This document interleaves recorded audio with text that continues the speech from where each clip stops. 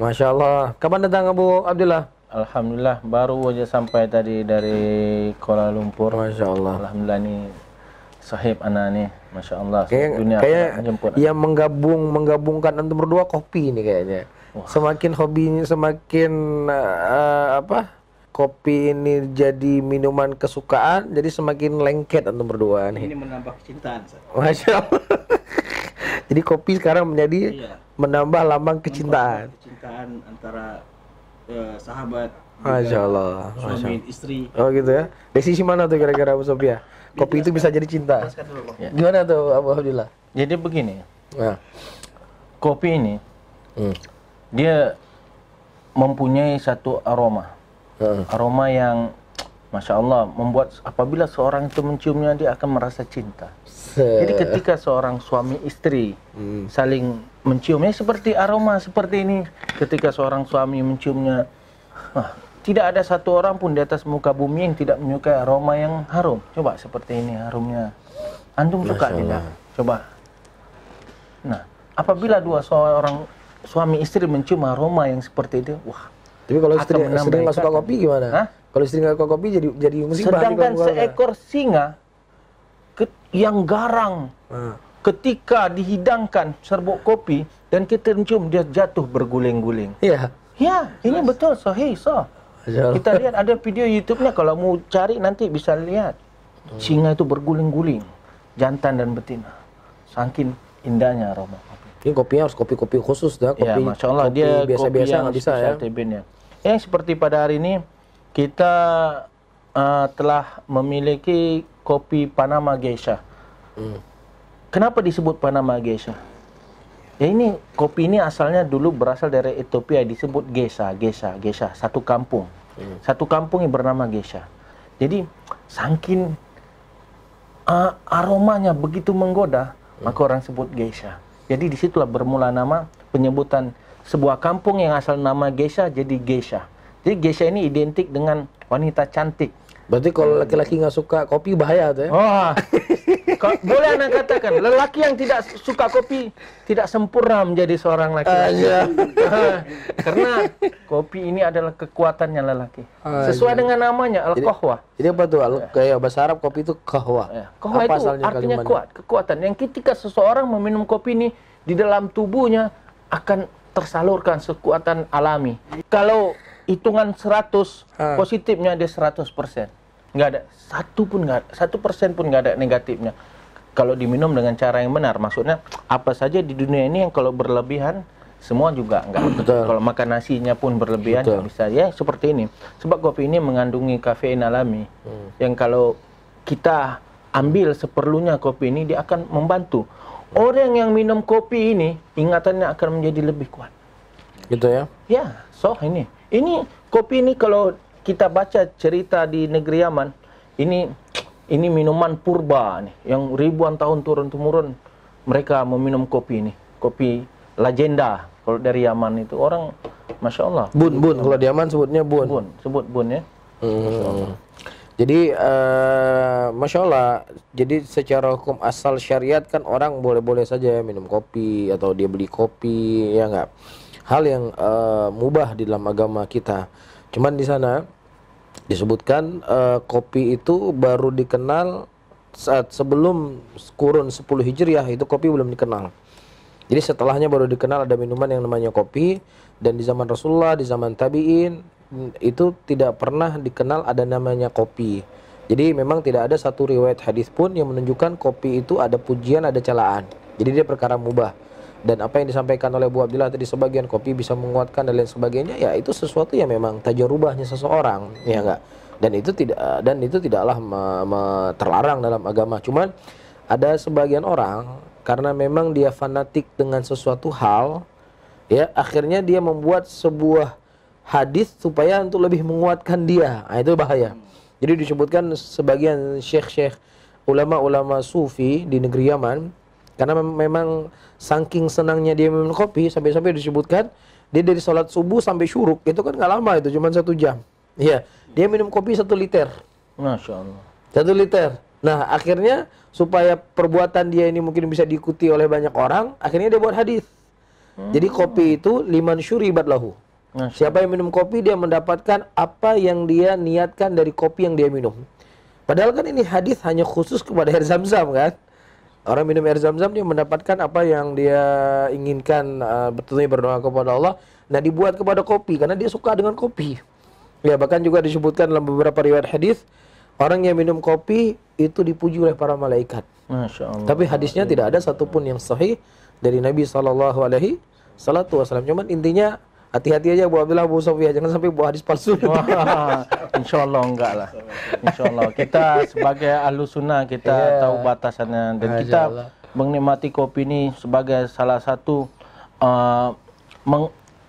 mengaplikasikan sebagaimana firman Allah yang mengatakan bahwasannya apa saja nikmat yang Allah berikan itu Hadis. ya, Masya Allah. disebutkan. Jadi bagaimana kalau ana buatkan kopi Oleh. yang Ini terbaik nih, kopi ya, terbaik nih. Masya Allah, ini kopi ini berasal dari Amerika Latin. Masya Allah. Orang mungkin selama ini merasa kopi itu pahit ya, tapi di dalam kopi yang berasal dari Panama Geisha ini ada rasa buah-buahan. Yang kalau kita lihat dia ada rasa buah ceri, Masya Allah. ya, ada rasa blackberry dan juga ada rasa blueberry. Dan kalau kita perhalus lebih lanjut dia ada rasa wine, bukan wine yang haram itu ya. Mabuk-mabuk. Maksudnya proses misalnya semacam rasa buah anggur.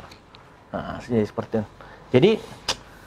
Jadi kita coba minum. banyak cerita pun nggak guna. Dengan kopi Mari, itu kita bisa nikmati berbagai buah. Gitu ya. Dengan satu kopi. Dalam satu rasa kopi. Jadi saya pikirnya dulu kopi terbaik di dunia itu kopi Gayo, kopi Aceh.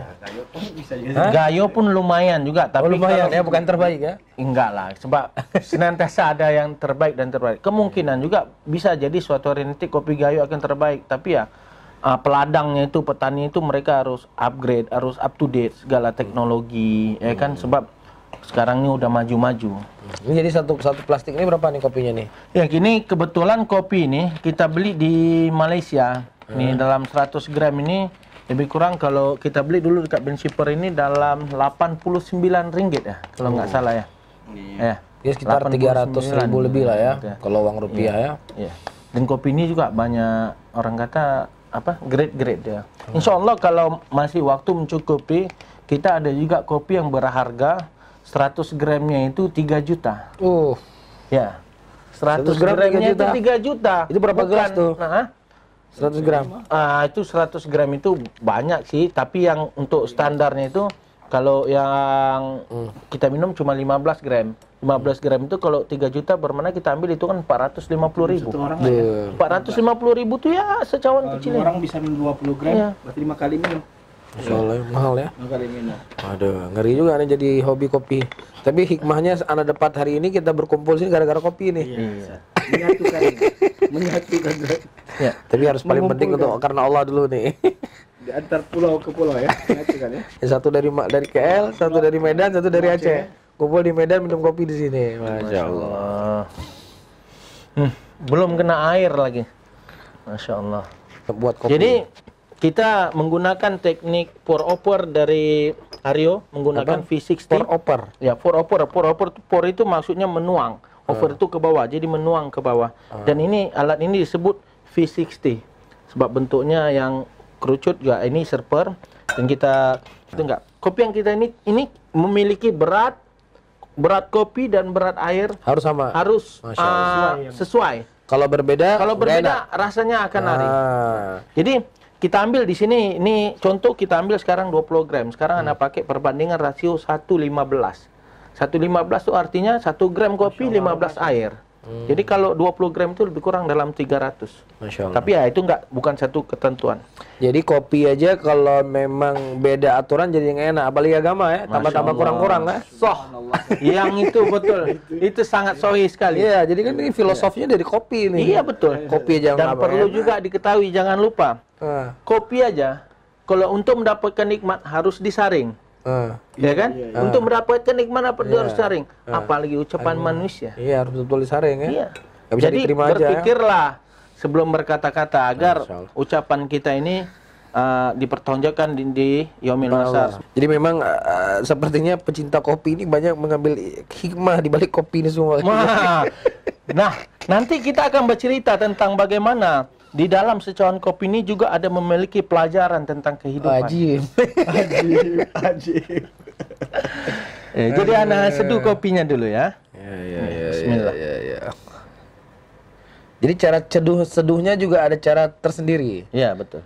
Masya Allah. Ini pertama kita tuang dalam 50 dulu. Jadi Abu Sofia sama Abu Abdullah udah nggak minum kopi di warung kopi lagi ya? Wah, kalah kayaknya. Udah nggak nikmat kalau minum. Ayo sini, timnya sini minum kopi. Sini, Kholis sini. Minum kopi, Maroni sini. Masya Allah. Sini kopi nih. Cium aroma. Masya Allah, ini taruh untuk pewangi mobil cantik nih. Ini Kholis dituang Kholis. Belum siap lagi, belum lagi. Ini serbuknya kan masih wangi nih Abu. Ya, ini Abu namanya Abdullah. proses degassing ini. Nanti Ini saya keluar bungkus, gas. Anda taruh di mobil bisa. Bisa. Di kolong-kolong mobil ya. Bisa sampai 3-4 hari kan? Daripada beli pewangi kimia gitu. Ini lebih bagus ini nih. Bisa ya Kholis nih buat wangi ya? Bisa. Ditaruh di tempat yang kering ya. Wanginya itu ya. Wih. Masya Allah. Terasa wanginya. Ya. Yuk. Itu baru aromanya ya. Ini kopi di dunia gimana kopi di surga ya? Oh, Masya Allah. Subhanallah. Hari ini. Nih. Kayaknya kalau orang pecinta kopi kalau masuk surga pasti pingin penasaran dengan kopi surga ya. Ini berapa lama nih proses? Prosesnya di dalam antara 3 menit 30 second atau sampai ke 4 menit. Jadi kopi ini kan kata Bu Abdullah tadi memberikan kekuatan ya. Jadi ketika minum kopi kita harus banyak niat untuk kuat untuk beribadah ya. Ya, Masya Jadi Allah. minum kopinya kita dapat pahala. Ya, Masya Allah. Jadi beli kopi juga dapat pahala jadinya. Masya Allah. Begitulah hendaknya seorang muslim. Ya. Orang di sini baru nih minum kopi. Ya, sekarang 2 menit 28 second. Dan Tunggu. kita insya Allah akan berhenti di habis airnya dengan waktunya akan sesuai insya Allah dalam 3 menit 30 second. Masya Allah. Jadi nggak perlu pakai gula ya? Enggak, sebab inilah ajibnya kopi ini. Ada gulanya di Ya, situ dia. dia manisnya tersendiri, Cocok. bukan manisnya kopi, bukan manisnya gula. Jadi kalau ada keyakinan orang minum kopi itu bisa kambuh mah itu nggak benar ya? Iya enggak. Atau mungkin kopinya kali. Kalau yang bahkan nggak kalau baik. orang ada cangkik mah nggak makan nasi bisa kena mah terus. Gitu Ya, kalau orang ada penyakit mah, kemudian dia nggak isi perutnya, kemudian dia minum kopi, mahnya akan naik. Sebab kopi ini mengandung kafein asam yang apa? Ya, Masya Allah ini sudah siap, bisa apa? Masya Allah. Dicoba.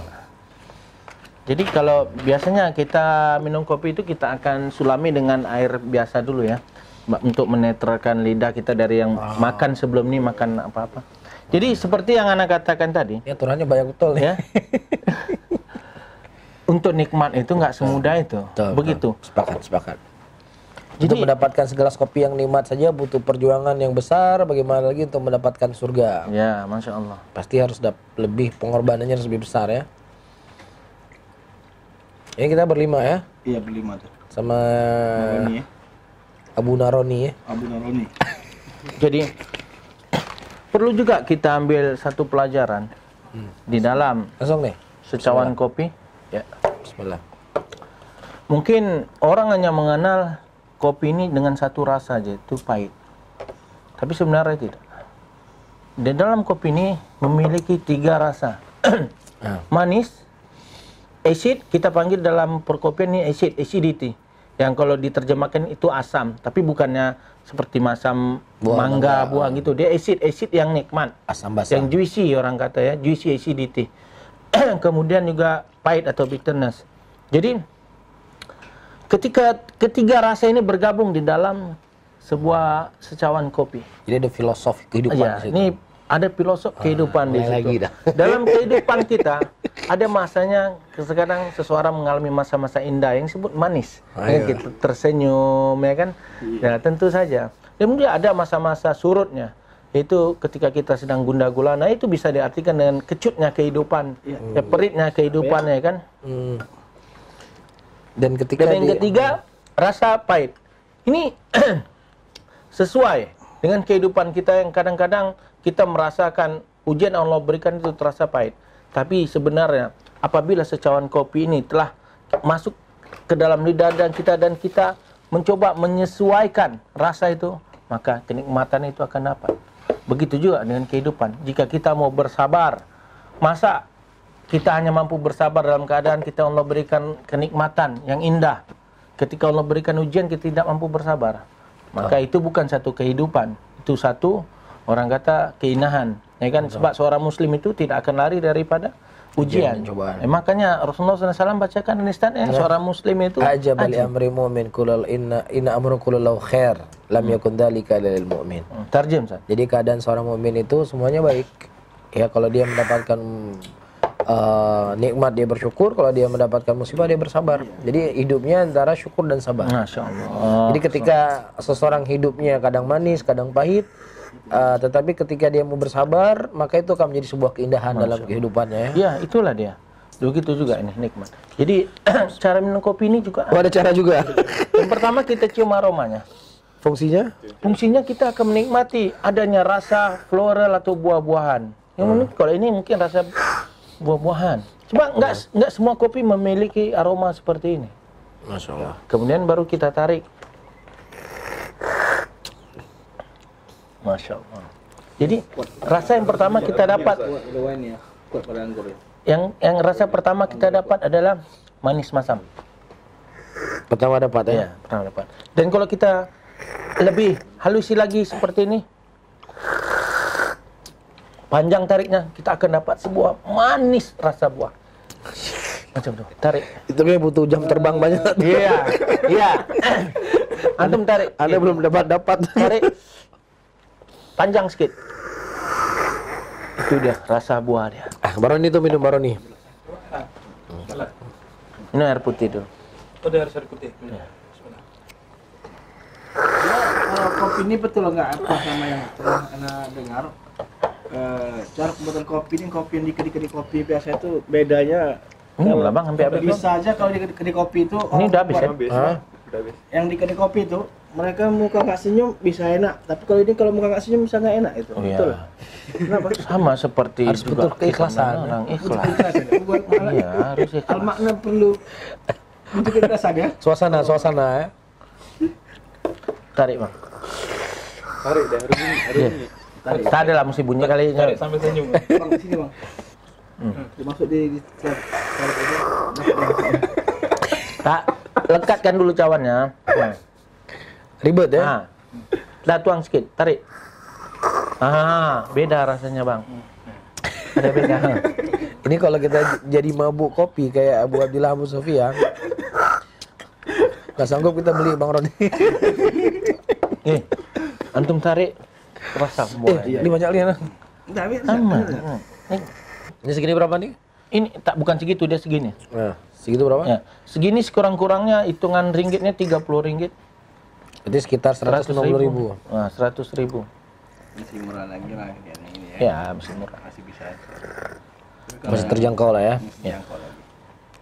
Kalau mau sabar lagi, Anda buatkan kopi ini, yang nikmat ini. Anda sengaja buat yang ini dulu, sebab kalau Anda buat yang nikmat tuh nanti, Antum nggak tahu perbedaannya. Jadi ketika ini Antum udah minum, Anda buatkan itu satu.